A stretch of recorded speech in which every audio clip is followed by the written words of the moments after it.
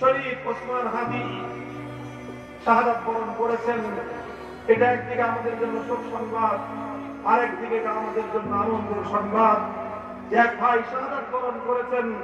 যে জাতি শাহাদাত বরণ করতে শিখে, যে জাতির যুবকেরা দেশের জন্য, জাতির জন্য, সত্যের জন্য, ইনসাফের জন্য জীবন দিতে শেখে, সেই জাতিকে পৃথিবীর কোন শক্তি দাবায় রাখতে পারে না। আমাদের ভাই শহীদ হয়ে গেছেন, আমাদের তার দায়িত্ব কর্তব্য আছে না? আছে। বসেন, যারা যারা বলবেন ভাই ওসমান হাদি রুহের মাগফিরাত, তার শাহাদাত যেন আল্লাহ কবুল করেন, দান করেন। তার সুন্দর পরিবার পরিজন, তার মাসুম বাচ্চাদের দায়িত্ব যেন আল্লাহ গ্রহণ করেন। একবার সূরা ফাতিহা পড়বেন, তিনবার সূরা ইখলাস পড়বেন, এরপরে ইনশাআল্লাহ আমাদের মোহতারাম মুআজ্জাজ মেহমান